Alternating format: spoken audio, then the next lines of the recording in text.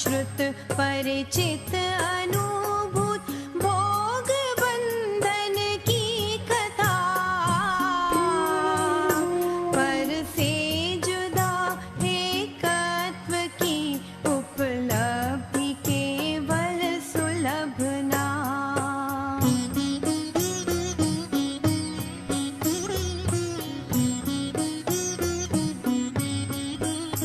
दर्शाऊं एक विभक्त को आत्मा तने निज विभव से, दर्शाऊं तो करना प्रमाण न छल ग्रहो स्खल ना बने।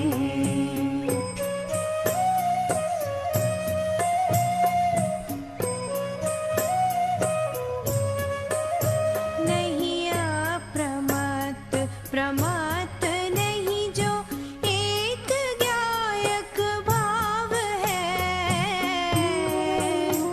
इस रीति शुद्ध कहाय अरु जो ज्ञात वो तो वो ही है।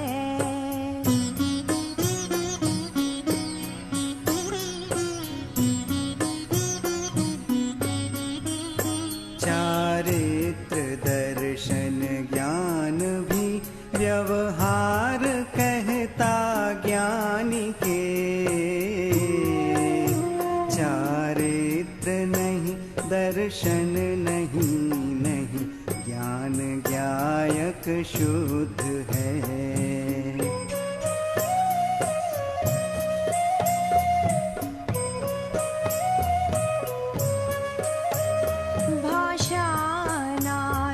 बिना न समझा नाजु शक्य अनाद को, व्यवहार बिन परमार्थ का उपदेश हो अशक्य यो।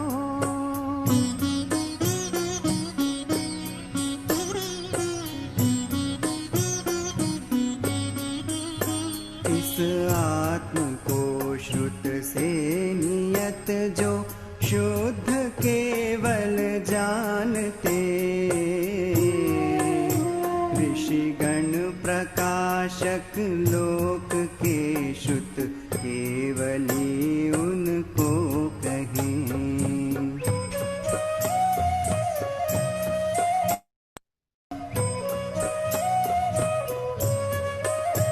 श्रुत ज्ञान सब जाने जो जिन श्रुत केवली उसको कहे, सब ज्ञान सो आत्मा ही है श्रुत केवली उससे बने।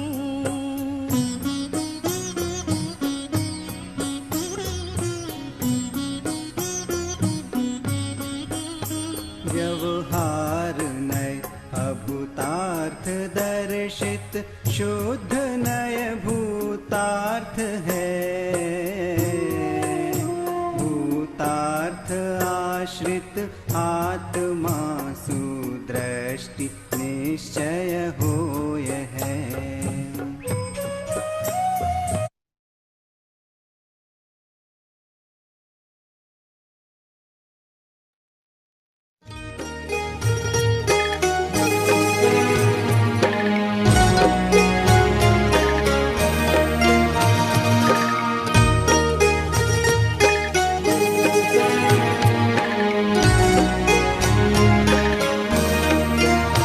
षड्वाद नय षट द्रव्य गुण पर्याय और प्रमाण का, जड़ कर्म चेतन बंध का, अरु कर्म के अवसान का, कह कर स्वरूप यथार्थ जग का, जो किया उपकार है उसके लिए जिन वाणी माँ को वंदना शत बार है।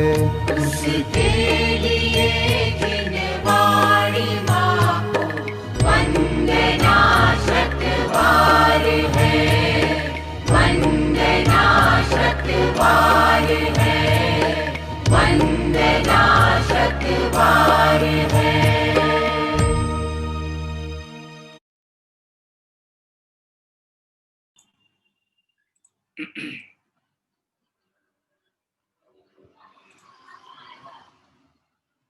सभी साधर्मी बंधुओं को जय जिनेन्द्र। आइए मंगलाचरण पूर्वक स्वाध्याय प्रारंभ करते हैं। नमो अरिहंताणं नमो सिद्धाणं नमो आयर्याणं नमो वज्रायाणं नमो लोये सर्वसाहुडम्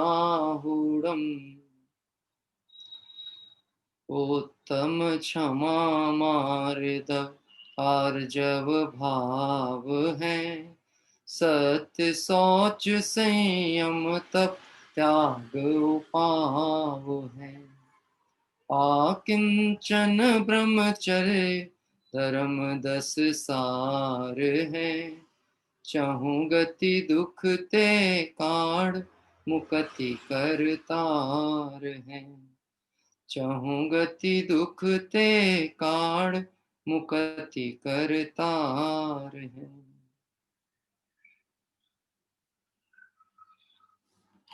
दशलक्षण महापर्व में ब्रह्मचर्य धर्म की आराधना और उस विषय की चर्चा करते हुए हम और आप सभी आचार्य कुंद कुंद स्वामी विरचित जो दर्शन पाहोड़ के अंतर्गत सील के 10 दोषों की चर्चा है, इसकी चर्चा विगत दिवसों से कर रहे हैं, इस विषय पे विचार कर रहे थे। और वास्तव में ये जो ब्रह्मचर्य धर्म है, इसकी इतनी महत्ता क्यों है, क्यों इस विषय में आचार्य देव ने इतने गंभीरता से इस सत्य का उद्घाटन किया, ये बात हमें अपने गृहस्थ की भूमिका में रह कर के भी इस धर्म की आराधना का फल क्या होगा, इसको जानने से आएगी। वास्तव में ये जो सील व्रत होता है, इस सील व्रत को, ब्रह्मचर्य व्रत को एक 80 धारा व्रत भी कहा जाता है। क्या नाम है? 80 धारा व्रत। 80 यानी होता है तलवार, और धारा मतलब तलवार की धार पर चलना। तो ये जो ब्रह्मचर्य व्रत है, ये एक तरह से तलवार की धार पर चलने जैसा काम है। तो यद्यपि हमको ऐसा लगेगा ऐसे कैसे संभव है, चल सकते हैं क्या? आपने देखा हो यदि पुराने समय में जो नाटक या नौटंकी करने वाले लोग होते थे, मतलब जो खेल प्रदर्शन दिखाते थे गांव मेले में, वो इस तरह के करतब दिखा के लोगों को आश्चर्यचकित करते थे। ये तलवार के ऊपर पांव रख करके चलते हैं और बैलेंस बना करके दिखाते हैं। तो ये जो 80 धारा व्रत है ना, इसको ब्रह्मचर्य व्रत को, 80 धारा व्रत को ऐसा कहा जैसे कि तलवार की धार पर चलने वाले को हर समय सजग रहना पड़ता है। यदि वो कभी भी जरा भी विचलित हुआ तो उसके प्राणांत भी हो सकते हैं। क्या कह रहे हैं? प्राणांत भी हो सकते हैं। ऐसे ही ये तो निश्चित ही है कि इस वर्तमान पर्याय की जितनी भी आयु कर्म की स्थिति है वह पूर्ण होगी और देह छोड़ करके जीव को जाना है परिणाम अनुसार अन्य गतियों में। लेकिन एक अवसर है कि वह ब्रह्मचर्य आदि का अंगीकार करके चाहे तो संसार के अभाव का प्रारंभ कर दे सम्यक दर्शन पूर्वक। आप एक बात समझ लेना, जितने भी धर्मों की चर्चा होगी उसमें उत्तम शब्द पहले लगाना है। क्या कह रहे हैं? उत्तम शब्द नहीं लगा है तो वो धर्म की संज्ञा नहीं है। तो ये उत्तम ब्रह्मचर्य की ही चर्चा के अंतर्गत सील भावना की हम बात कर रहे हैं, तो सम्यक दृष्टि के ही ब्रह्मचर्य है।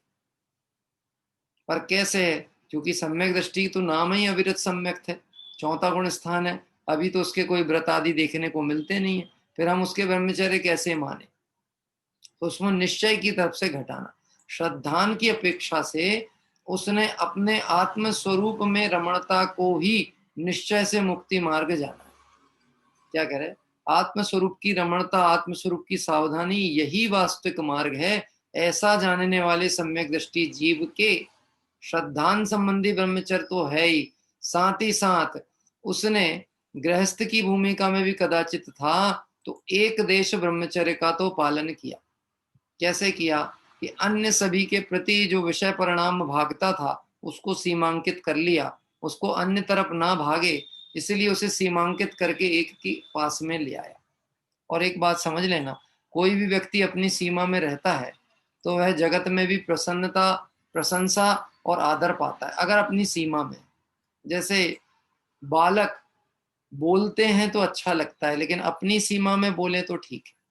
उनकी उम्र, उनकी आयु वर्ग से ज्यादा बड़ी बात करें तो इसको फिर योग्य नहीं माना जाता। इसके लिए फिर लोग कहते हैं इनके बच्चों को इन्होंने कुछ सिखाया नहीं।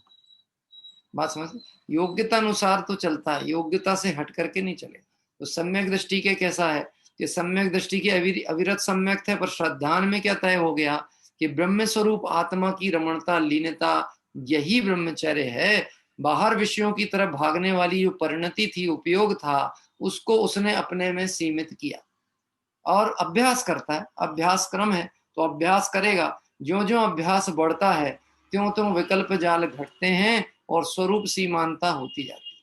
सीमंदर भगवान की पूजन में बहुत सुंदर पंक्ति के द्वारा इस बात को सिद्ध किया है। भव समुद्र सीमित कियो सीमंदर भगवान, है ना, अपन पढ़ते ना, भव समुद्र सीमित कियो सीमंदर भगवान, कर सीमित निज ज्ञान को प्रगट्यो पूर्ण ज्ञान। क्या कह रहे हैं? केवल ज्ञान कैसे प्रकट हुआ कि अपने ब्रह्म स्वरूप में जो ज्ञान गुण पड़ा हुआ है ना, उस ज्ञान गुण के प्रयोग से अपने द्रव्य को जाना, अपने अखंड ज्ञायक परमात्मा को जाना, पहचाना।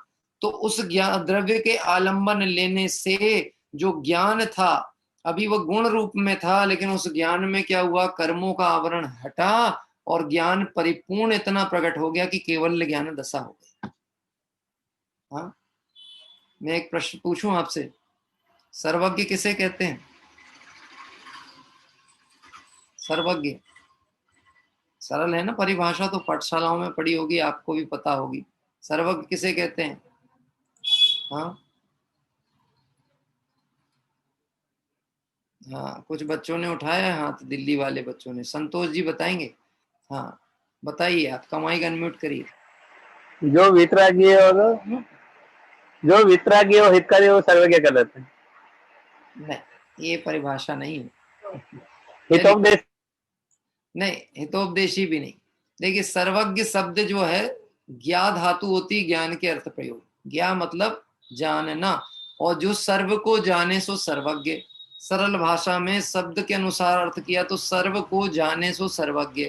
अभी उसकी परिभाषा जो पाठशालाओं में आपने पढ़ी होगी, मैं इसलिए पाठशाला की बात कहता हूं कि मैं आगम पद्धति से चर्चा करूंगा तो अनेक ग्रंथों में शब्दावली परिवर्तन हो सकता है, भाव परिवर्तन नहीं होता। लेकिन पाठशाला में एक यूनिकनेस है, चाहे वो 125 साल 50 साल पुराना भाग भी होगा, तो सर्वज्ञ की परिभाषा में एक बिंदी का भी अंतर कहीं नहीं हुआ। जो लोकालोक के समस्त पदार्थों को एक साथ एक समय में युगपत जानते हैं सो सर्वज्ञ। क्या कह रहे हैं? जो लोकालोक के समस्त पदार्थों को एक साथ एक समय में युगपत जानते हैं सो सर्वज्ञ है। मैं पूछता हूं, सर्वज्ञ कि जो ये परिभाषा बताई कि जिनको जो लोकालोक के समस्त पदार्थ को जानते हैं वह सर्वज्ञ ज्यादा सुखी हैं, कि हमारा प्रयास कि हमको सब जाने वो ज्यादा सुख का कारण है? हाँ, सुख का साधन बनना है, सुख का कारण खोजना है, तो सर्वज्ञता की तरफ से सोचा जाए कि हमारी सोच की तरफ से? अपनी सोच क्या है? हम सबको जाने ये नहीं, हमको सब जाने। क्या कह रहे हैं? अपने में कोई कला हो, कोई गुण हो, तो हमारी इच्छा क्या होती? सबको पता लग जाए, सबको पता लग जाए। हम में एक क्वालिटी है। बोलो, सर्वज्ञता प्रकट किससे हुई थी? ब्रह्म स्वरूप की आराधना करके स्वरूप रमणता से सर्वज्ञता हुई है। कर सीमित निज ज्ञान को प्रगट्यो पूर्ण ज्ञान। तो ये जो ब्रह्मचर्य धर्म है ना, ये ब्रह्मचर्य धर्म केवल ज्ञान की स्थापना करने वाला है। इसलिए इस धर्म को, हे भाई, आचार्य अमृतचंद्र देव स्वामी की बात यदि कहें तो मर पच करके भी पालन करो, मर पच के भी धारण करो। तत्व कौतूहल का मतलब होता है मूल गुणों का परिचय करो। समझना। देखिए, तो चर्चा अपनी चल रही है ब्रह्मचर्य धर्म में सील धर्म की भावना। कुछ पॉइंट हो गए हैं, कुछ पॉइंटों की चर्चा आज अपन आगे लेकर के चलेंगे। इस ब्रह्मचर्य को 80 धारा व्रत भी कहा, जैसा मैंने बताया कि तलवार की धार पर जितनी सावधानी से चला जाता है उस अनुसार इस व्रत का पालन होता है। यद्यपि ब्रह्मचारी नाम से आगम में कहीं कोई उल्लेख ही नहीं होता। क्या कह रहे? ब्रह्मचारी शब्द का कहीं प्रयोग आपको आगम में देखने को नहीं मिलेगा। हाँ, या तो गृहस्थ होगा या मुनि होगा।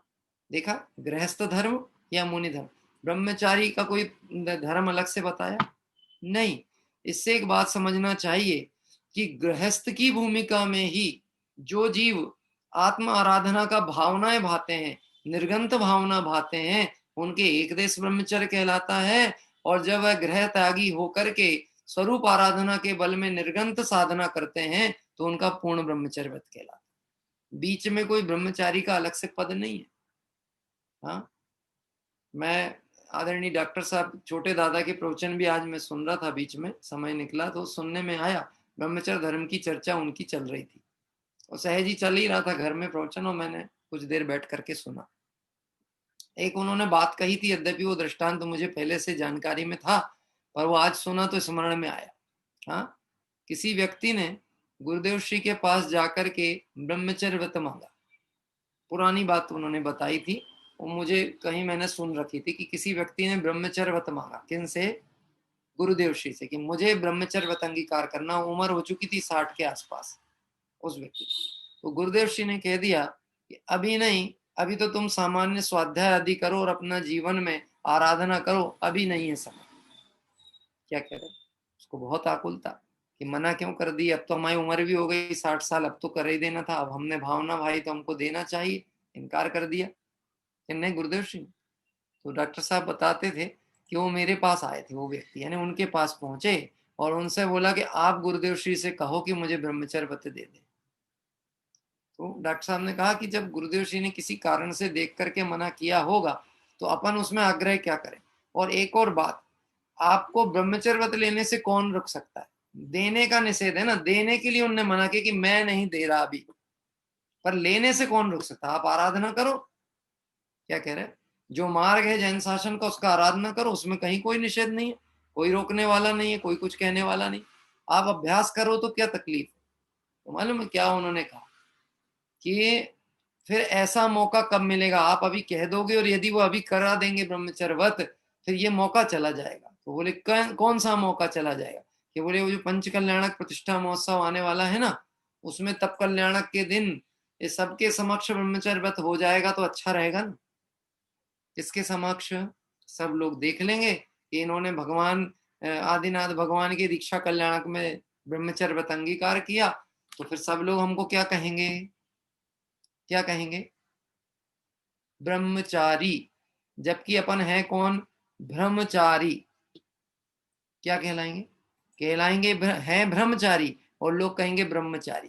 तो दुनिया तो पहचानेगी ना हमको कि हमने ब्रह्मचर्य व्रत अंगीकार किया। अब आप यहाँ पे विचार करना, यहाँ जिस दर्शन पाहुड़ में सील पाहुड़ की भावना की बात कह रहे हैं, यद्यपि निश्चित ही मुनि धर्म की अपेक्षा से व्याख्यान है, लेकिन एक देश ब्रह्मचर्य व्रत गृहस्थ की भूमिका में होगा तो उसकी आराधना कैसे होनी चाहिए, इसकी चर्चा आचार्य कुंद कुंद स्वामी के कथनों अनुसार अपन विचार कर रहे हैं।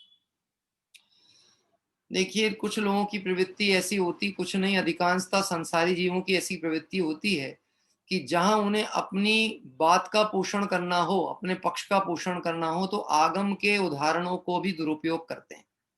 जिसको हम कहें कि नीचा गिरना हो, पतन करना हो, तो दृष्टांत कौन से प्रयोग करते हैं? कि आगम के है कि प्रथमान योग में कितने जीव ऐसे हुए जो गृहस्थ की भूमिका में थे, जिनके जीवन में शिथिलता थी, परंतु बाद में उनने ब्रह्मचर्य आदि की आराधना की और मुक्ति को प्राप्त कर गए। तो हम भी अभी क्या दिक्कत है? अभी हम असंयमी रहें भी तो क्या तकलीफ है? बाद में हम भी उन जैसा पुरुषार्थ कर लेंगे। मैं आपसे एक प्रश्न पूछता हूँ, शिवभूति मुनिराज ने जो पुरुषार्थ किया, यानी शिवभूति मुनिराज के तो ज्ञान अल्प था, और उस अल्प ज्ञान के बाद भी भेद ज्ञान कर लिया। कौन सा भेद ज्ञान? जैसे दाल और छिलका भिन्न है, ऐसे आत्मा और देह में भिन्नपना पड़ा हुआ है। इतना तुसमास घोषंतम, इतना विचार, इतना श्रद्धान के बल पे ऐसे स्वरूप निमग्नता हुई कि शिवभूति मुनिराज समझे केवल ज्ञान प्राप्त करके मुक्ति को पधार गए। मैं आपसे प्रश्न पूछता हूं, काम तो उतना ही है भेद ज्ञान का, लेकिन क्या हर कोई व्यक्ति शिवभूति मुनिराज हो सकता है? हर कोई भरत चक्रवर्ती हो सकता है कि जो अंतर मुहूर्त में पुरुषार्थ किया और काम हो गया? हाँ, नहीं हो सकता। वो अपने आप में एक ही क्वालिटी थी, एक ही थे वो। दूसरा, हम कहते उनसे आगे हो सकता है, पीछे हो सकता, पर उन्हें जैसा नहीं हो सकता। इसलिए आगम की कोई भी बात को लेकर के स्वच्छंदी नहीं होना चाहिए। तो लोग ऐसा कहते हैं ना, मैंने एक जगह पढ़ा सुदर्शन सेठ, जम्मू स्वामी, चंदना, अनंतमती आदि के उदाहरण देके लोग स्वच्छंदता का पोषण करते हैं कि इनके जीवन में भी तो गृहस्थ की भूमिका थी, इनके जीवन में भी तो ऐसा था, बाद में मुक्ति पाली, हम भी पालेंगे। भैया एक बात समझना, कुंद कुंद आचार्य ने समय सार ग्रंथ की रचना किस काल के जीवों के लिए की? किस काल? हाँ, किस काल के लिए की? चौथे काल की बात नहीं चलती है, पंचम काल के जीवों के लिए की, जहां दिव्य धनी में पहले आ चुका था कि इस काल में हीन सैनन, तीव्र कषाय वाले, और क्या कहते हैं, हीन क्षमता वाले, अल्प ज्ञान वाले, अल्प आयु वाले जीव ही होंगे, हीन पुण्य वाले जीव होते हैं पंचम काल में। ये बात तो पहले से ही निश्चित है ना दिव्य धनी में। तो आचार्य कुंद कुंद देव ने जब दर्शन पहाड़ या अन्य ग्रंथों का में अध्यात्म की चर्चा की, तो उन्होंने किन जीवों को देख करके की? कि पंचम काल के जीवों को देख के की। तो मैं कहता हूं, जब पंचम काल के जीवों को देख के की होगी कि जिनकी क्षमता कम है, तो उन कम क्षमता वाले जीवों को कठोर मार्ग बताया होगा कि सामान्य सरल मार्ग बताया होगा? हाँ, पर गजब की बात है, अगर इसे सरल मार्ग भी कठिन लगता है तो फिर निर्गंत भावना कैसे होगी?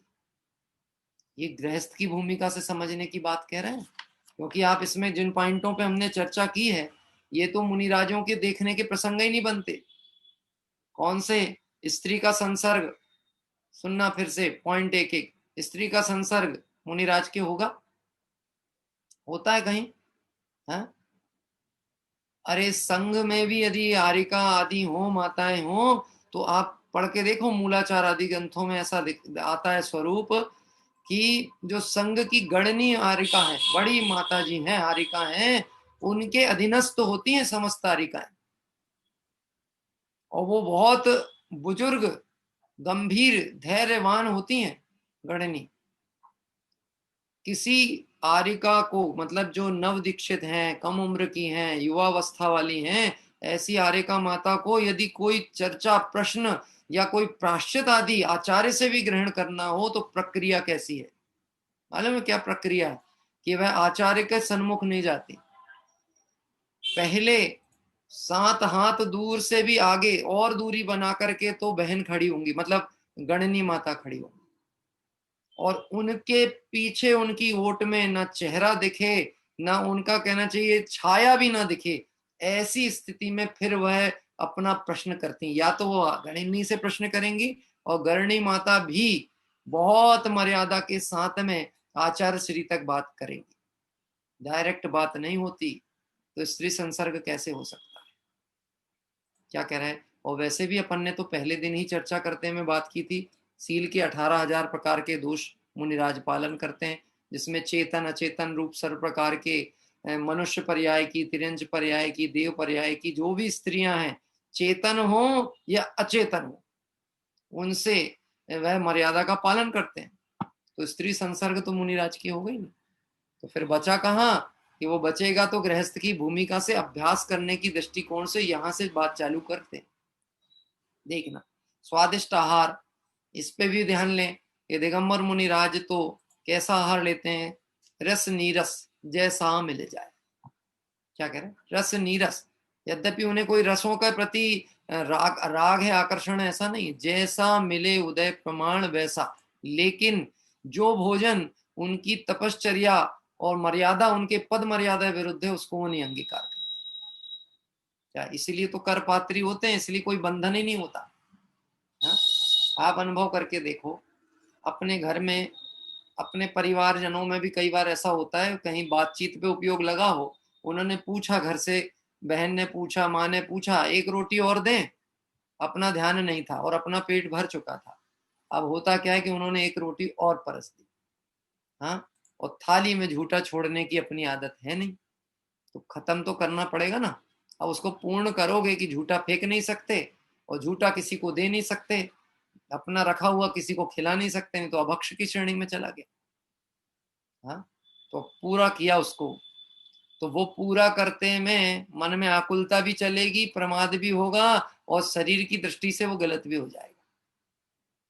लेकिन फेंकने का विधान नहीं है, फेंक नहीं सकते, इसलिए उसको खत्म तो करना पड़ेगा। मुनिराज के ऐसी कोई बंधन नहीं, रस नीरस का कोई बंधन नहीं। नीरस मिले, कोई कड़वी तुम्बी का आहार दे तो भी समता पूर्वक ग्रहण किया। क्या कह रहे हैं, कोई ने सरस आहार दिया लेकिन उनको लगता है कि ये आहार मेरी आराधना में बाधन कर सकता है, तो अंजलि छोड़ दे, अंजलि छोड़ दे हैं। तो देखो स्वादिष्ट आहार के वो त्यागी, और कल अपन इसकी बहुत चर्चा कर चुके थे कि हमको उन चीजों से यथासंभव बचना चाहिए। सुगंधित पदार्थों से शरीर का संस्कार, दिगंबर मुनिराज का तो शरीर ही कैसा होता है? मुनि तन मलिन ना देख घिनावे, तत्व को तत्व पिछाने। ध्यान आता है, छह डाला में पंक्ति आई है, निर्विचिकित्सा अंग की व्याख्या में बात की है कि मुनिराज के मलिन तन को देखकर, दुर्गंधयुक्त शरीर को देखकर उनसे घृणा नहीं करना, ग्लानि नहीं करना। क्यों? क्यों? क्योंकि उत्तम शौच धर्म के धारी कौन है? दिगंबर मुनिराज। बहु देह मैली सुगुण थैली, शौच गुण साधु लहे। क्या कह रहे हैं? बाहर शरीर बहुत गंदगी से भरा हो सकता है। क्यों? क्योंकि उनके बाहर में कोई शरीर के स्नान मंजन धवन ये सब क्रियाएं होती च नहीं है, तो दोष है। 28 मूल गुण है ना जो मुनिराज के, उसमें स्नान त्याग होता है। अब स्नान त्याग हो गया, वो स्नान तो करेंगे नहीं, तो शरीर की स्थिति क्या होगी? अब शरीर में पसीना तो आएगा प्राकृतिक रूप से, है कोई अपवित्रता है, धूल मिट्टी चिपकती चली जाएगी, तो वो बाहर के बाहर वो तो गंदगी होती चली जाएगी। हाँ, दांतों को धोते नहीं है मुनिराज, मंजन करते नहीं है, तो मुख से बास भी आ सकती है। क्या कह रहे, ये सब होने पर भी मुनिराज को कभी विकल्प नहीं आता। मैं कभी आहार के लिए ग्रस्तों के बीच में जाता हूं तो वो क्या सोचते होंगे, आप समझ सकते हो? देह से दृष्टि छट गई, इसलिए देह का क्या होता है विकल्प भी नहीं आता। और जिसकी देह पर दृष्टि है वो देह को ही श्रृंगार करने में लगा। जिसके श्रृंगारों में मेरा यह महंगा जीवन घुल जाता, अत्यंत असुचि जड़ काया से इस चेतन का कैसा नाता। कहां पे लिखी है लाइन? हाँ, ध्यान आती है? हाँ, अपने बाबू युगल जी साहब की जो देवसाद गुरु पूजन की जयमाला है, हाँ 12 भावनाओं के पाठ में चलता है, जिसके श्रृंगारों में असुचि भावना, जिसके श्रृंगारों में मेरा यह महंगा जीवन घुल जाता, अत्यंत असुचि जड़ काया से इस चेतन का कैसा नाता। सारा जीवन लग जाता है इस देह के संवारने श्रृंगार करने में, समय पता ना चले, दर्पण के समक्ष खड़े हो जाएं तो समय पता ना चले। है? माता बहनों से मैं पूछता हूं, ये तो पूछता आप लोगों से हूं, आप लोगों तो सिर्फ अनुभव के हिसाब से उत्तर दोगे, आप लोगों के थोड़ी ना होगा जीवन में ये सब। है 24 कैरेट फेशियल क्या होता है? मैंने तो कहीं बोर्ड पे लिखा देखा, सब बोर्ड होता है। मुख काया पलट केंद्र जो होते ना, मुख काया पलट केंद्र मतलब समझ गए आप, ब्यूटी पार्लर है, तो वो उधर पर लिखा रहता है कि 24 carat gold facial, gold facial. तो ये क्या होता है? ये गोल्ड फेशियल क्या होता है? हाँ, कि क्या चेहरा आपका स्वर्ण की तरह चमकने लगेगा? अच्छा, चमकेगा भी तो कितनी देर चमकेगा? है? आपने एटीट्यूड देखा थोड़ा सा, मेकअप जिनका बहुत हो जाए ना, उनको रोते तक ना बने विदाई के टाइम पे।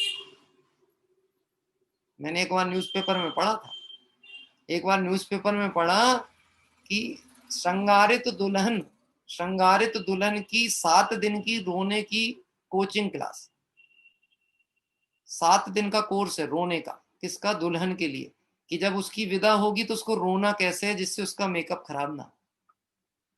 अहमदाबाद की है, एड्रेस अब वो ढूंढ दूंगा अगर आपको जरूरत हो। आपको क्या करना, आपके क्या काम का वो चीज है? लिखा था 7 दिन का कोर्स है। किस चीज का? रोने का। तो रोना कैसे कि आपका मेकअप खराब ना हो। हाँ, गजब की बात है। इसको तो अभी घड़ियाली आंसू बहाना भी नहीं आते, उसके लिए भी उसको ट्रेनिंग लेना पड़ती है। घड़ियाली आंसू समझते हो? घड़ियाली आंसू मतलब बन बन के रोना हो, तो बोले उसका भी कोर्स करके आओ। पंचम काल है, जिसके श्रृंगारों में मेरा यह महंगा जीवन घुल जाता। अपनी खबर नहीं होती ना, अपने आत्म स्वरूप की तो दृष्टि पर्याय पे पड़ी हुई है, इसको सजा के मानता है मैं सज गया है। गोरा काला मोटा पतला, कल कही थी चर्चा। हाँ, किसी को जरा सा टच कर दिया आपने, सब खांसी चल रही है, आपको ऐसा लगता है इतना बोलना भर की देर है, उसका तो उपयोग भाग जाएगा अभी बाहर। हाँ, मैंने ध्यान नहीं दिया था, इनने बात तो सही पकड़ी है, खांसी चल रही, 1-2 दिन ठीक नहीं होगी तो कुछ ना कुछ चिंता की बात हो सकती है। क्या कह रहे हैं? गजब की बात है। एक पर्याय छूटेगी इसका तो भय लगता है, लेकिन ये पर्याय छूट करके इन भावों का क्या फल होगा इसका भय नहीं होता। परिणाम छूटने का भय है, लेकिन इन भावों का क्या फल होगा इसका भय नहीं लगता। ये जो परिणाम अभी चल रहे हैं ना पर्याय दृष्टि वाले, इनका क्या फल होगा। ऐसा करणानियों की भाषा में ऐसा उल्लेख आता है, जिसके पर्याय दृष्टि है उसके निदानबंद इस तरह के होते हैं, उन्हें उन्होंने पर्यायों में जाना पड़ता है। जैसे किसी ने मोर को देखा या कोई सुंदर पक्षी को देखा और उस पक्षी के वर्ण को, उसके रंग रूप को देख करके प्रशंसा की, उस पर आकर्षित हुआ, कितना सुंदर वर्ण है, ऐसा निदान बांध ले कि उस पर्याय में जन्म लेना पड़े। अब आप समझ लो, देह की एकत्व बुद्धि है, शरीर श्रृंगार करने का भाव है, तो निश्चित समझ लेना आपको हीन पर्याय प्राप्त होने वाली है। शरीर अच्छा लगता था ना तो शरीर मिलेगा, आत्मा कहाँ अच्छा लगा था। आत्मा अच्छा लगता तो शरीर से दृष्टि हटाता। मैं आपसे पूछता हूँ, नीग्रो नीग्रो होते ना अफ्रीका में, नीग्रो लोग, तो जो नीग्रो लोग होते हैं इनकी आत्मा कैसी होती होगी? नीग्रो मतलब समझते हो आप? नीग्रो मतलब काले काले काले कलूट, एकदम बहुत काला रंग, डार्क वर्ण होता उनका। यानी दांत चमके ना उनके तो सिर्फ दांत ही भर सफेद दिखते पूरे शरीर में, बाकी तो पूरे काले रहते, बाल से लेकर के नीचे तक एकदम काले। हम रहते थे ना वहाँ कीनिया में, तो मेरे जन्म के बाद वहां रहे 2 साल, तो वो कुछ कुछ झलके हैं देखने में याद आता है, तो वो काले कालों के बीच में अपन एकदम अलग ढंग के दिखे उनके सामने। तो वो जो काले थे, जो वर्ण था उनके शरीर का, उनका आत्मा कैसा होता हो? है गोरा है, कैसा होता होगा? गोरा, आत्मा गोरा होता होगा। अच्छा, उनके काले शरीर में गोरा आत्मा, और अपने गोरे शरीर में कैसा आत्मा? गोरा आत्मा। कि आत्मा कैसा होता है? अरूपी। कैसा होता है? रूप ही नहीं है। जिसको अपने अरूपी स्वरूप की खबर नहीं है वो रूप के चक्कर में पड़ा हुआ। किसमें पड़ा? बाहर का श्रृंगार का सोचता मैं सुंदर दिख रहा हूं, बहुत सुंदर। अरे कल्पना तो करके देखो, मैंने कल एक बात कही थी, सहजता ही सच्चा सौंदर्य होता है। सहजता ही सच्चा सौंदर्य होता है। मैं आपसे एक बात कहता हूं, आपको प्रैक्टिकल बोलूं, बहू बहुत सुंदर ढूंढ के लाई सास ने, एकदम गोरी नारी बहुत सुंदर बहू लेके आई, और बहुत अच्छी श्रृंगार करके और 10-20 तोला सोना पहना के ले आई। क्या सोच करके कि बहुत अच्छी है। और द्वार पे आते से ही सासू माँ ने उसको पानी पिलाया। पता है आपको, ऐसी होते ना नेंग दस्तूर होते हैं, एक घूंट पानी पिला देते लिपते हैं। और मैं आपसे कहूं कि उसके दिमाग में गर्मी चढ़ी थी, गुस्से में थी, कितने नेंग दस्तूर हो रहे, शांति से बैठने भी नहीं दे रहे, उन्होंने पानी पिलाई, उन्होंने बुलक दी सास के ऊपर। अब मैं आपसे पूछता हूँ, उसका जो सौंदर्य है वो आपको रुचिकर लगेगा कि नहीं लगेगा? है, लगेगा कि नहीं लगेगा? उसका वो श्रृंगार, उसका वो आभूषण, वो आपको अच्छा लगेगा कि नहीं लगेगा? ये नहीं लगेगा। इससे निश्चित ये समझ लेना, सहजता ही सच्चा सौंदर्य होता है, श्रृंगार सौंदर्य नहीं होता। हाँ, इसलिए यहाँ पे सील के दूषण में लिखा है, सुगंधित पदार्थों से शरीर का संस्कार करना, ये सील पे दोष लगाने की बात है। और आप एक बात समझना, और कठोर शब्दावली में प्रयोग करूं, शरीर का प्रदर्शन कुल वधुएं नहीं करती, ये काम नगर नारियों का है। नगर नारी मतलब दौलत राम जी ने उदाहरण में प्रयोग किया, नगर नार को प्यार यथा कादे में हेम अमल है। मतलब नगर नार मतलब वेश्याओं का काम होता है श्रृंगार करना। और यदि कुलवान स्त्री श्रृंगार करे तो सिर्फ उसका श्रृंगार उसके कहना चाहिए धर्मानुकूल ब्याहे हुए पति के लिए है, बाकी और किसी के लिए नहीं है, और किसी के लिए नहीं है श्रृंगार यदि उसका है तो। बात ख्याल में आती। इसलिए लिखा सुगंधित पदार्थों से शरीर का संस्कार करना। आप कल्पना तो करके देखो, सीता जी कौन सा श्रृंगार साधन प्रयोग करती होंगी, है?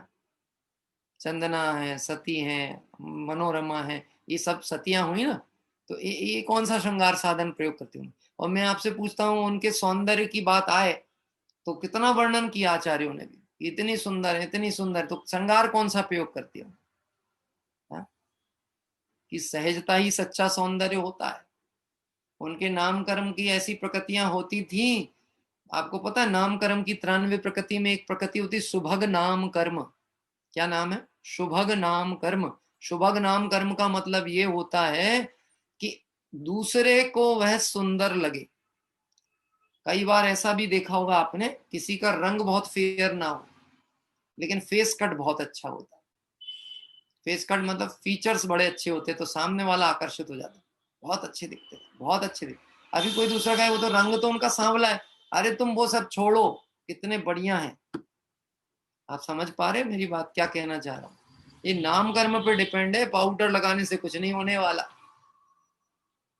हाँ, ये पूर्वबद्ध कर्म के उदय के अनुसार शरीर की स्थिति निर्मित हुई है। इसमें आपका बाहरी प्रयोग उपयोग समय की बर्बादी है, परिणामों की खराबी है और शील धर्म पे दूषण।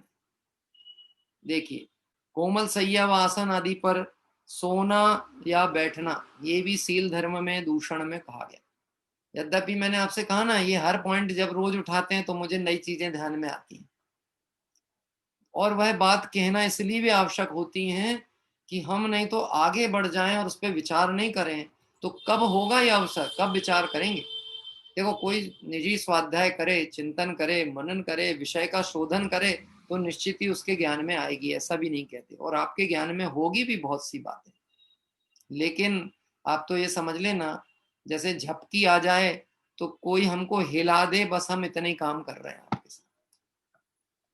क्या कह रहे हैं?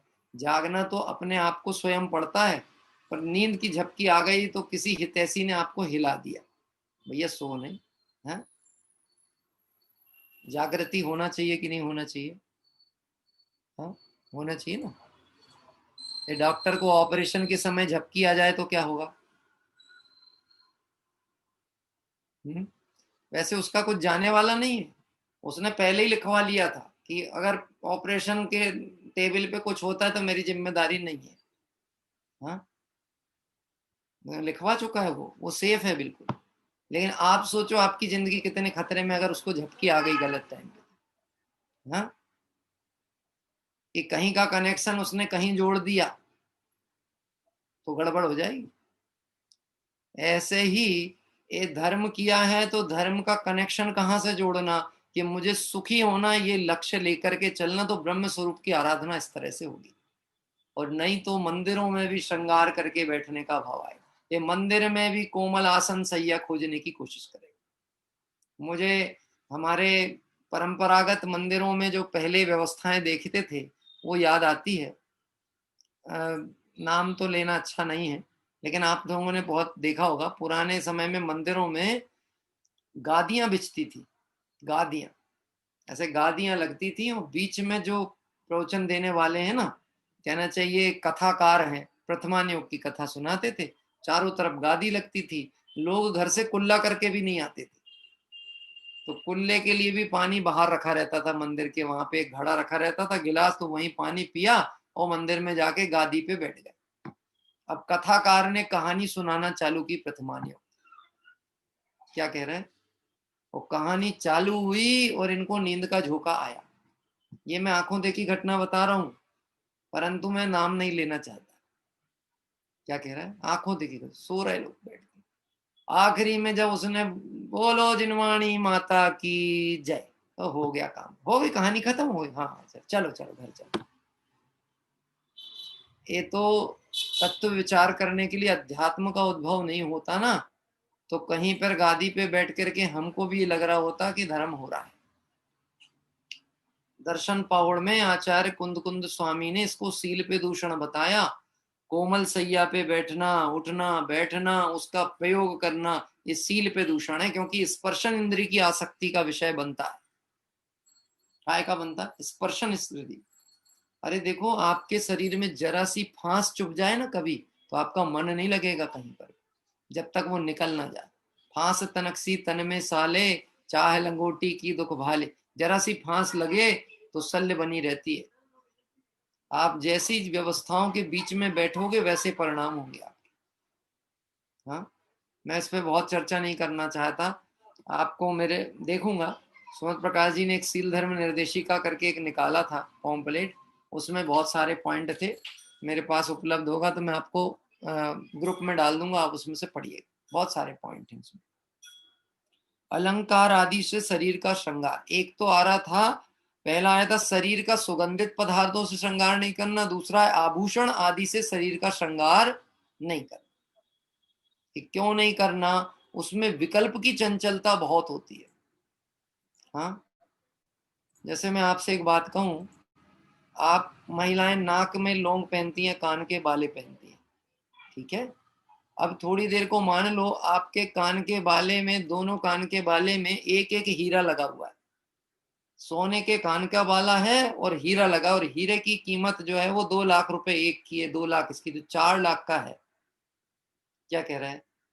अब आपके विकल्प कितना चलेगा उसके प्रति? बार बार उपयोग कहाँ जाएगा? हाँ, कि बार बार कान पकड़ोगे, गया तो नहीं, गिरा तो नहीं, गया तो नहीं, गिरा तो नहीं। इतना कान तो कभी अपनी गलती करने के लिए भगवान के सामने नहीं पकड़ा जितना कान उसने उसके लिए पकड़ा। गिरा तो नहीं, गया तो नहीं। हाँ, आप समझ सकते हो? श्रृंगार का विकल्प जो है वो आदमी को कायोत्सर्ग ना करने दे, निश्चलता ना रहने दे। और नहीं तो आप देख लो, कभी यात्रा करते में आपके गले में सोने का हार पड़ा हो, कीमती हार पड़ा हो, और आपको फिर नींद आ जाए तो बताना। हाँ, तो बोलो, आत्म आराधक को निशल्य होना चाहिए कि शल्यवान होना चाहिए? व्रति की परिभाषा है निशल्य, अव्रति की परिभाषा है शल्यवान। सो अव्रति और निशल्यो व्रति। तो जिसको व्रत आराधना करनी है, जिसको ब्रह्मचर्य आराधना करनी है, उसको अलंकार आदि का श्रृंगार नहीं होता। गजब की बात है, दिगंबर मुनिराज तो चश्मा भी धारण नहीं करते। चश्मा भी धारण नहीं करते। क्यों नहीं करते? क्योंकि उसमें भी आज लोग बहुत श्रृंगार की सामग्रियां प्रयोग करने लगे। और दूसरी बात, श्रृंगार की सामग्री तो एक सेकंड मैटर है, सबसे महत्वपूर्ण बात तो यह है, मुनिराज कोई भी बाह्य परिग्रह को आलंबन में लेते ही नहीं। मैंने आपको एक दृष्टांत बताया था ना, आज सोने चांदी के जो क्या कहते हैं वो होते हैं ना चश्मे, चश्मे भी इतने महंगे महंगे आने लगे जिसका कोई ठिकाना नहीं। मैं आपसे पूछता हूँ, चश्मे का प्रयोग किस काम से होना था? ये चश्मे का काम था जो नेत्रों की ज्योति कम है उसको थोड़ा सा बैलेंस करने का वो साधन था, ना कि श्रृंगार का साधन था। लेकिन उसको भी लोगों ने क्या बना लिया? श्रृंगार का साधन है। कितने तरह के फ्रेम आने लगे, कि full frame, half frame, frameless है, उसमें डंडी भी होगी तो ऐसी कीमती डंडी जिसका ठिकाना नहीं। मुझे मेरे पिताजी का ध्यान आता है, बॉम्बे में गए थे तो एक अपने शास्त्री हैं भाई, और बड़े अच्छे निकट के हैं, उनका चश्मे का ही काम था। तो वो बोले कि पंडित जी आपका चश्मा थोड़ा सा तिरछा दिखता है तो दूसरा बना देते हैं, दूसरा बना लेते। ले गए वो दुकान पर, पिताजी ने बोले कितने का? पंडित जी गजब बात करते हो आप। तो पापा ही बोलते थे वो, समझ लो, पापा जी आप गलत बात करते, ये आपके बेटे की दुकान, ये बात हो सकती है? हैं? तो वो बोले कि देखो, देखना मेरे को है तो देखूंगा भी मैं ही, आप नहीं देखोगे। क्या देखना मेरे को है तो देखूंगा मैं ही, आप नहीं देखोगे। हाँ? भले प्रॉफिट मत कमाना पर उचित मूल्य तो देंगे ही हम आपको। तो अब वो हुआ क्या कि ये पहनो, आप ये वाला पहनो, ऐसा पहनो, ऐसा, ये आपके चेहरे पे बहुत अच्छा जमेगा, ये बहुत इंप्रेसिव लगेगा। और साफ इनका, हमको ऐसा सादा चाहिए, बस इससे ज्यादा कुछ नहीं चाहिए। तुम्हारे पास 1000 वैरायटी हो, हमारे कोई काम की नहीं। बात ख्याल में आती है? शरीर श्रृंगार नहीं कर, कितनी आसक्ति, कितना विकल्प, कितनी शल्य। 50-60 हजार का चश्मा हो, वो बच्चे से टूट जाए, तो मैं आपसे पूछता हूं आपका कषाय का स्तर क्या हो सकता है, आप कल्पना नहीं कर सकते। मुझे एक घटना याद आती इस प्रसंग में। एक व्यक्ति मर्सिडीज कार, मर्सिडीज या ऐसी कोई गाड़ी लेकर के आया, ऑडी या मर्सिडीज, बहुत महंगी 50-60 लाख की, और लाके घर के सामने खड़े किया। उसके घर में एक छोटा बच्चा था। छोटे बच्चे ने देखा कि पापा कार लेके आए तो बहुत खुश हुआ। क्या कह रहे हैं? बहुत खुश हुआ। और उस खुशी में क्या कह रहे हैं, उस खुशी में उसने कार पे जाकर के कुछ लिख दिया। तो इनको तो दूर से ये दिखा कि इसने स्क्रैच डाल दिया गाड़ी के। क्या कह रहे हैं? गुस्सा, इतना तीव्र क्रोध, इतना तीव्र क्रोध, वो ये भूल गया इंश्योर्ड गाड़ी है, इसमें डेंटिंग पेंटिंग सब कवर्ड होता है, चिंता की कोई बात नहीं है, थोड़ा बहुत लगेगा तो लगेगा। जो नई गाड़ी बिगाड़ दी, आकर के अपने बच्चे को जोर का झटका मारा, बच्चा जाके किसी पत्थर से टकराया और मृत हो गया, मरण हो गया। सच्ची घटना है। बाद में जब उसकी नजर उस चीज पर पड़ी तो उसमें उसने लिखा था, आई लव माई पापा, वर्ल्ड बेस्ट पापा। क्या लिखा था? आई लव माई पापा, वर्ल्ड बेस्ट पापा। मेरे पिताजी वर्ल्ड के बेस्ट पापा हैं, मैं अपने पिता को प्रेम करता। लेकिन पिता का प्रेम तो श्रृंगारिक बाह्य साधन में पड़ा था। हैं? अब मैं आपसे पूछता हूं, उसकी हिम्मत होगी कभी उस कार का गेट भी खोलने की? अब बैठेगा, उसे लगेगा कभी इच्छा होगी बैठने की? हाँ, एक बात समझ लेना, कभी भी जगत में कीमत जो है वो कहना चाहिए व्यक्ति से ज्यादा वस्तु की नहीं करना। व्यक्ति का हानि ही बड़ी हानि है, जीव की हानि हानि है, वस्तु की हानि कोई हानि नहीं होती। इसलिए ऐसी चीजों को क्यों उपयोग करना जिससे अपने अब्रह्म का भी परिणाम बने और जिसके कारण से हमें शल्य हो। इसलिए दर्शन पावड़ में आचार्य कुंद स्वामी ने इसको अब्रह्म भावना के अंतर्गत रखा। किसको? अलंकार आदि से शरीर का श्रृंगार कर। बात ख्याल पड़ती है? हाँ, कठिन तो नहीं है ना?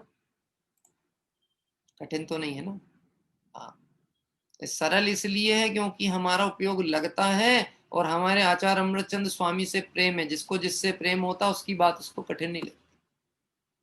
तो देखना, गीत वाद आदि श्रवण करना, ये भी क्या डाला? सील में दोष डाला। गीत वाद आदि श्रवण करना। आज वर्तमान परिवेश में मैंने तो महानगरों में तो देखा ही देखा, लेकिन अब तो जन सामान्य में स्थिति हो गई, बच्चों के कान से ईयरफोन निकलता ही नहीं। हाँ, रात भर सोते भी रहेंगे ना, ईयरफोन लगा रहे, लगाइए लगाइए। हाँ, और अभी तो एक वो जो नया आया है उपद्रव, पबजी, पबजी जानते हैं? हाँ, जो नहीं जानते हैं उनके भाग्य हैं, और जो जानते हैं पर सावधान है वो भी भाग्यशाली है। और जो उस चक्कर में फंसे हुए हैं, ताके दुर्भाग्य की महिमा का वर्णन अपने बस की बात नहीं है। आज की जनरेशन की बहुत बड़ी समस्या बन गई है वो। हाँ, बस वो ईयरफोन में लगाया, दो चार मित्र इकट्ठे हुए और वो इसको मार उसको मार, ऐसा कर वैसा कर, ये कर वो कर, इसी में लगे हुए। हाँ, विचार तो करना, ये सब भाव हिंसा के खाते में जाता है, और उस भाव हिंसा का उतना ही फल है जितना द्रव्य हिंसा में होता है। द्रव्य हिंसा का तो क्या फल होगा? भाव पूर्वक ही तो द्रव्य हिंसा होती है, उतना ही फल लगता है। देखो क्या लिख रहे थे, गीत वात आत्रदी सुनना।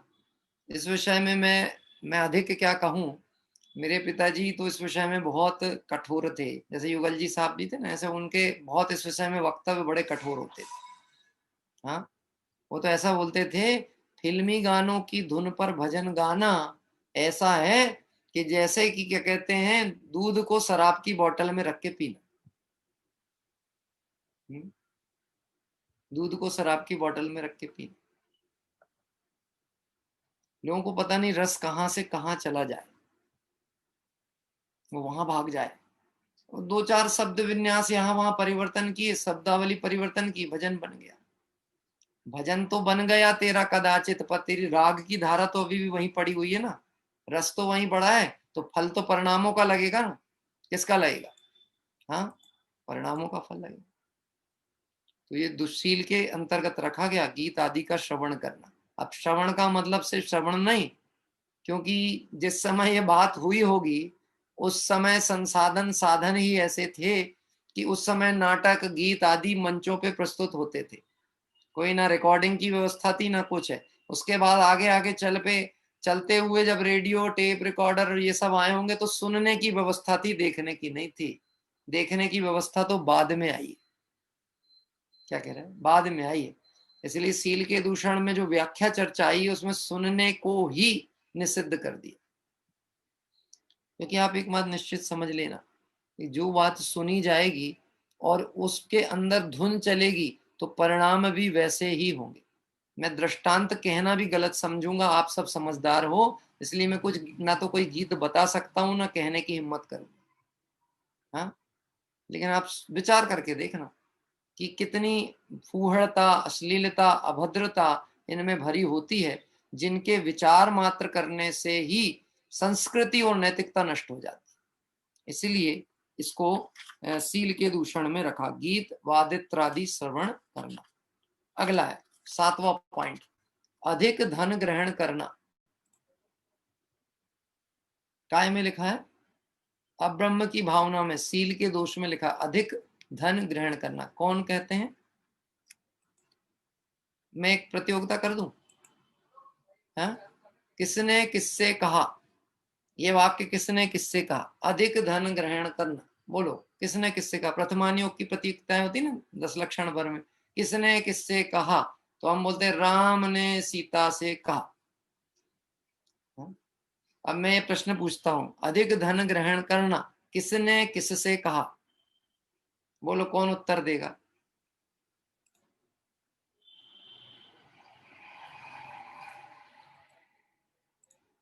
हाँ, हमारे संजय भाई बोल रहे हैं। संजय भाई बताएंगे।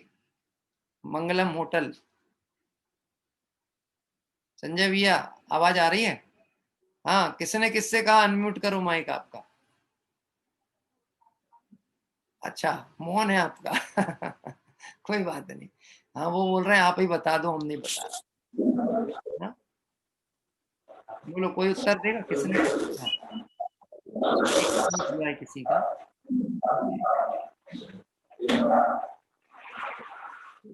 किसी का माइक अनम्यूट हो गया है। चलिए मैं ही बता देता हूँ, या फिर आप कोई बताना चाहो जो कॉन्फिडेंस में है, बिल्कुल कॉन्फिडेंट। जी हाँ, विनीता जी दलावत, उदयपुर, बताइए। आचार्य अमृतचंद जी ने हम जीवों को बोला है ब्रह्मचर्य व्रत धारण करने के लिए। अच्छा अच्छा अच्छा, ठीक है, बहुत अच्छा, सही जवाब बोला आपने। आचार्य कुंद कुंद स्वामी ने हम जीवों के लिए कहा, हम जीवों के लिए भी नहीं कहा, मैं तो सीधे कहता हूं मुझसे कहा। क्या कह रहे हैं? ये एक बात समझ लेना आप, अपना कल्याण करना हो तो अपने को ही प्रमुख करना। मुझसे कहिए बात, मुझसे कहिए, बस मेरे लिए कहिए और मुझसे कहिए, ऐसा ही विचार करना। हम सब वाला जो बात होता है ना, वो कई बार मिलावटी मैटर में चला जाता है। एक दृष्टांत दे दूं तो आपको समझ में आ जाए कि हम सब वाला भाव क्यों नहीं रखना। एक बार एक राजा ने घोषणा की कि जो भी नगर में आसपास में बहुत अच्छे संगीत वाद्यक हों वो आए, अपने संगीत साधन लेकर के, साज लेकर के आए और वो अपने प्रस्तुतिकरण करें। जो सबसे अच्छी प्रस्तुतिकरण करेगा हम उसको क्या कहते हैं, पुरस्कार देंगे, अच्छा पुरस्कार देंगे। तो जैसे ही वो मुनादी हुई शहर में, सब जगह गांव में, तो लोग इकट्ठे हो गए। तो जिसको जो भी कला आती थी अपना संगीत साज लेकर के पहुंच गया।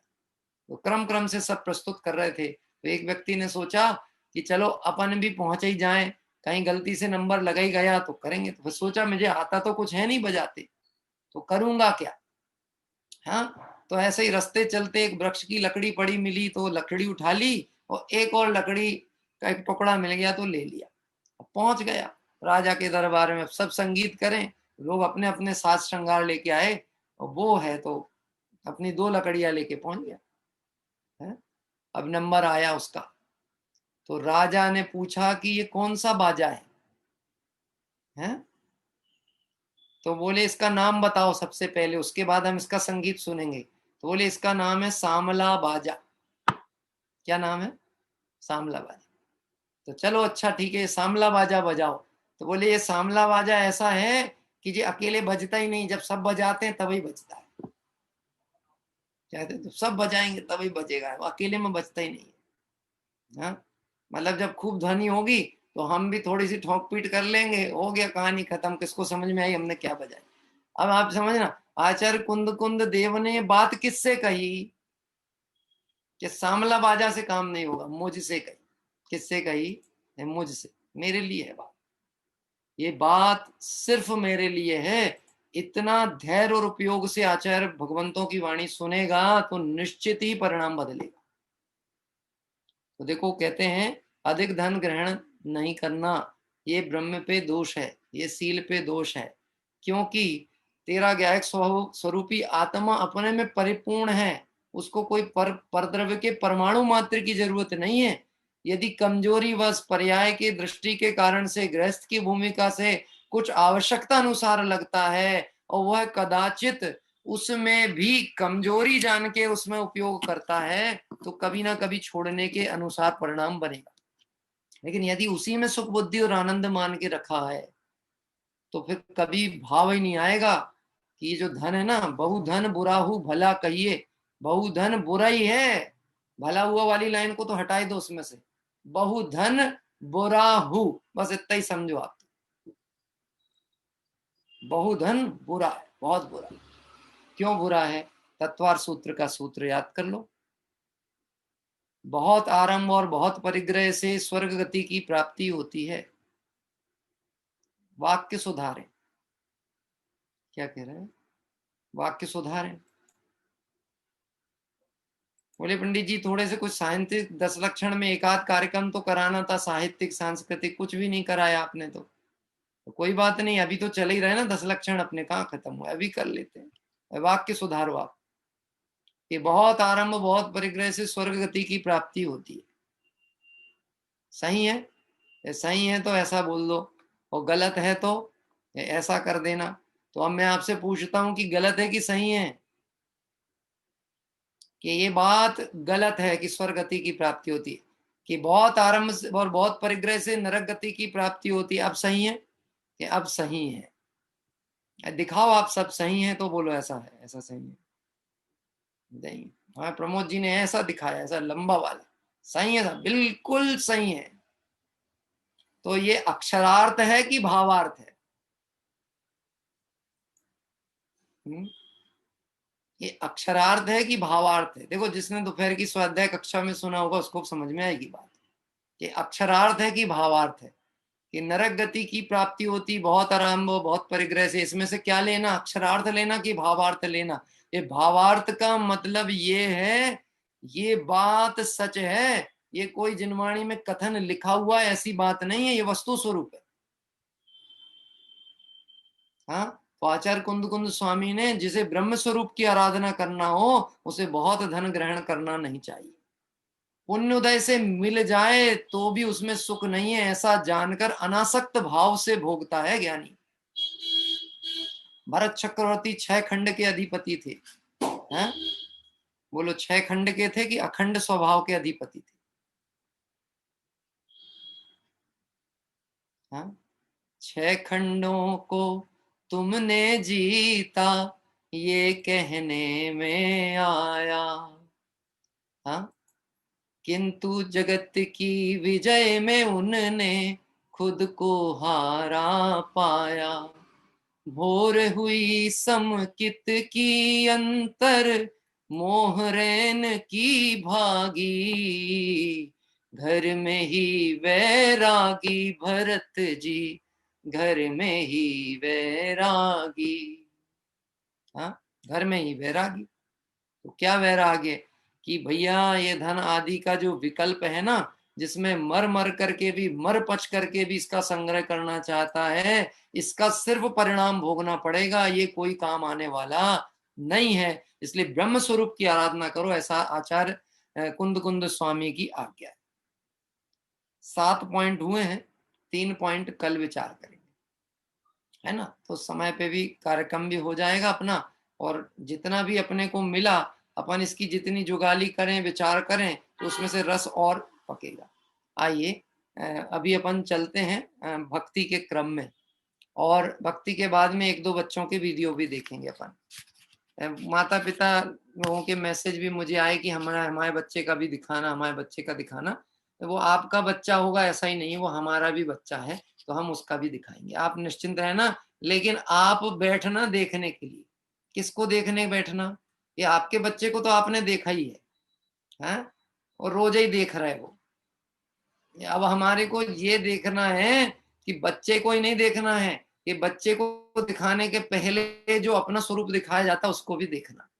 नहीं तो पता लगा कि मेरे बच्चे को दिखाया, मेरे बच्चे तो राग पोषण के लिए कोई कार्य नहीं हो रहा है। यहाँ तो वीतरागता की प्रेरणा बने, धर्म मार्ग की आराधना का भाव बने, इस दृष्टिकोण से बात की गई। आइए आज की भक्ति के लिए मैं आमंत्रित करता हूँ हमारे मुंबई से एक बेटी है, प्रांजल भरत जैन, मुंबई।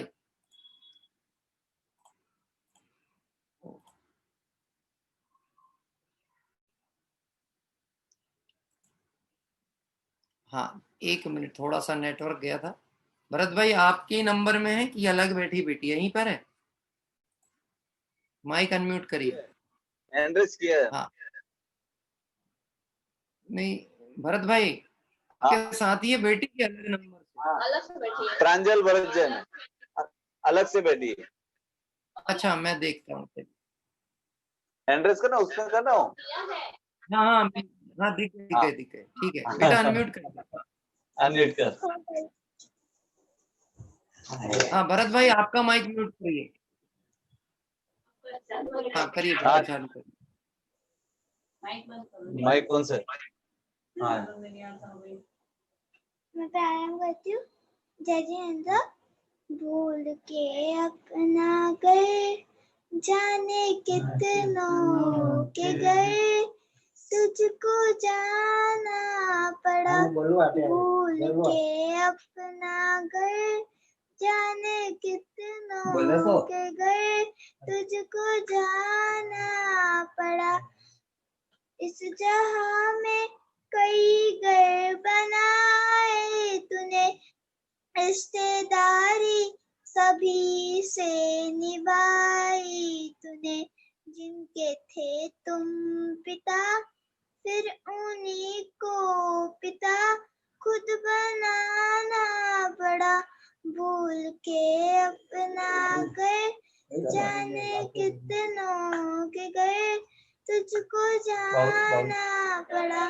ज्योति माता तुझे ही पत्नी बनी, फिर पत्नी से वो तेरी भगनी बनी। रिश्ते बनते रहे और बदलते रहे, न ठिकाना मिला। भूल के अपना गए, जाने कितनों के गए, तुझको जाना पड़ा। बन के नबचे में जालो फसाया गया, बन के थलचे में सब लो सुखाया गया। नरक पशुओं के गम देख कर ये सितम, तुझको रोना पड़ा। भूल के अपना गए, जाने कितनों के गए, तुझको जाना पड़ा।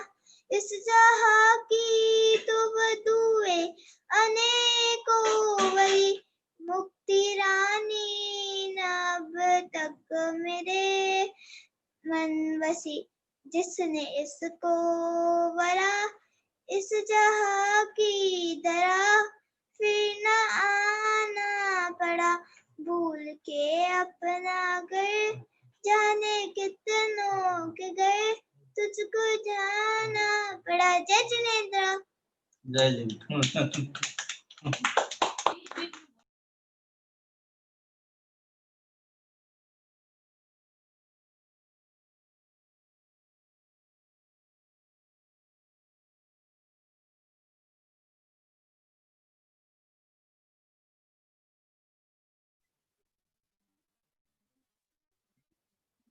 हाँ, मेरा यहाँ का नेटवर्क गड़बड़ था, इसलिए मुझे थोड़ा सा बीच बीच में डिस्टरबेंस आया, लेकिन निश्चित ही जब मैंने प्रारंभ से सुनना चालू की थी, बहुत सुंदर लिखी भक्ति उसने गाई और बहुत सारे लोगों ने मैसेज जब भेजे थे, तो उस मैसेज को सुनने से मुझे समझ में आया कि बालिका ने बहुत सुंदर प्रस्तुति की। आपको यदि अच्छी लगी हो तो एक बार करतल ध्वनि से उस बालिका का प्रोत्साहन करें। बहुत छोटी उम्र की बालिका है, मुझे लगता है शायद 8-9 वर्ष की होगी। हाँ, और उसने बहुत सुंदर भक्ति की। भक्ति तो जो भी थी ठीक ही है, लेकिन जो भाव थे इस भजन के वो बहुत अच्छे थे। भूल कर अपना घर, जाने कितनों के घर, तुझको जाना पड़ा। इस जहां में कई घर बनाए तूने, रिश्तेदारी सभी से निभाई तूने। ऐसे सुंदर भाव वाली इस भक्ति की प्रस्तुति अभी हमारे भरत जी की बेटी ने यहाँ पर की।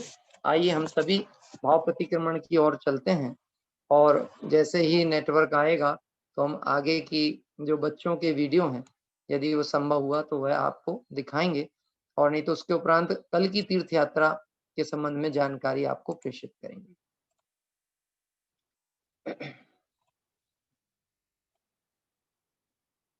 हे अरहंत प्रभु, मुझसे मन वचन काय द्वारा, कृतकारित अनुमोदना द्वारा, संरंभ समारंभ आरंभ द्वारा, क्रोध मान माया लोभ द्वारा, प्रमाद इत्यादि विभावों द्वारा, इस भव में या पूर्व भव में सच्चे देवशास्त्र गुरु की अभिनय हुई हो, व्रतों में अतिक्रम व्यतिक्रम अतिचार अनाचार दोष लगाया हो, एकेंद्रीय से लेकर पंचेंद्रिय तक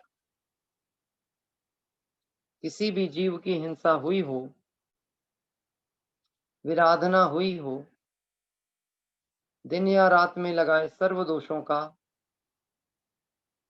पश्चाताप व्यक्त करता हूं, क्षमा मांगता हूं। वह मेरे सभी दोष मिथ्या हों, मैं मुझ में रहूं, इस प्रकार मैं इन सभी दोषों का प्रायश्चित करता हूं। ओम नमः सिद्धेभ्य। तरह से अभी हम सभी ने भाव प्रतिक्रमण पाठ यहाँ पर किया जी।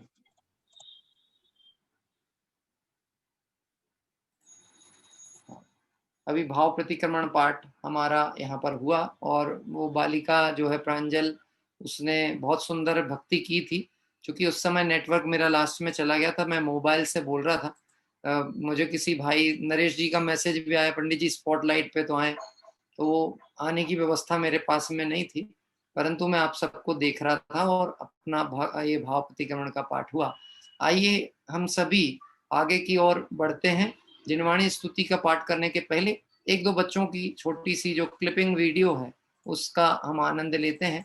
ये बच्चे कितने अच्छे ढंग से तैयारी करते हैं, और उनकी ये तैयारियों में उनका जो उत्साह है वो कितना झलकता है। आइए हम एक दो बच्चों का यहाँ पर लाभ लेते हैं।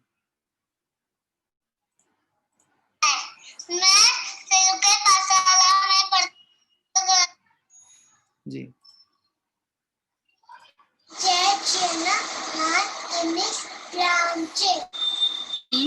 एक मिनट में चालू करता हूँ। एक ये बच्चा है जिसका नाम है मुंबई से है ये विहान करके बेटा। आइए इसका एक छोटा सा वीडियो क्लिपिंग हम देखते हैं।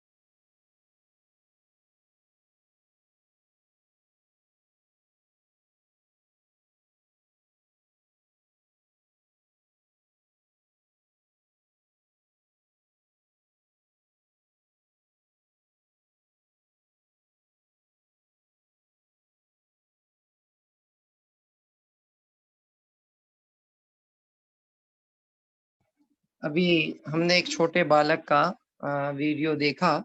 आइए, थोड़ा नेटवर्क की आज इशू ज्यादा है, इसलिए अभी यहाँ पे ही विराम लेंगे। कल आगे का अपन कार्यक्रम में जब भी रहेगा रात्रि की क्लास में, फिर अधिक बच्चों का देखने का प्रयास करेंगे। आइए, भाव प्रतिक्रमण पाठ के उपरांत 2 पंक्तियां जिनवाणी स्तुति की करके और सभा विसर्जित करते हैं। और साथ ही साथ में हमारी जो कल की सुबह की तीर्थ वंदना है, जैसा कि मैंने मैसेज में आपको भेजा है, एक 9वीं से 12वीं शताब्दी का प्राचीन क्षेत्र है, जो कि उत्तर प्रदेश ललितपुर के पास में सैरोन जी अक्षय क्षेत्र है, जहां पर शांतिनाथ भगवान की 18 फीट ऊंची प्रतिमा और 9वीं से 12वीं शताब्दी की प्राचीन प्रतिमाएं 18 जिन मंदिरों के दर्शन का सौभाग्य कल प्रातः काल हमको प्राप्त होगा। और कल के आमंत्रणकर्ता परिवार के भी नाम हमने सुबह घोषित किया था। हमारे श्री पदम कुमार जी पहाड़िया साहब मुंबई से, उनका परिवार कल का आमंत्रित करता है। आप ध्यान रखिएगा, सुबह की पूजन का टाइम 7:30 बजे से है, यानी 7:25 से चालू होगी, 8:30 तक का समय है। 2-4-5 मिनट आगे भी होती है तो उसके बाद में उस क्षेत्र के दर्शन, और उसके बाद में समय यदि 3-4-5 मिनट बचता है तो समय साध जी की स्तुति, और 8:45 से 9:30 बजे तक अपना शास्त्र स्वाध्याय होगा। रात्रि का समय परिवर्तित हुआ है। आज बहुत से लोगों के मुझे फोन आए कि आज प्रवचन नहीं है क्या, क्लास नहीं है क्या 8 बजे। तो प्रवचन का समय परिवर्तित किया है 8:30 से 9:30 रात्रि में, और सुबह का समय चालू होगा सुबह 7:30 बजे से। आइए हम सभी जिनवाणी स्तुति का पाठ करके अभी सभा को विराम लेते हैं। शादवाद नए सट द्रव्य गुण पर्याय और प्रमाण का, जड़ कर्म चेतन बंध का, अरु कर्म के अवसान का, कह कर स्वरूप यथार्थ जग का, जो किया उपकार है, इसके लिए जिन वाणी माँ को वंदना सतवार है, वंदना सतवार है। आइए 3 बार विधि पूर्वक नमोकार मंत्र का पाठ करें।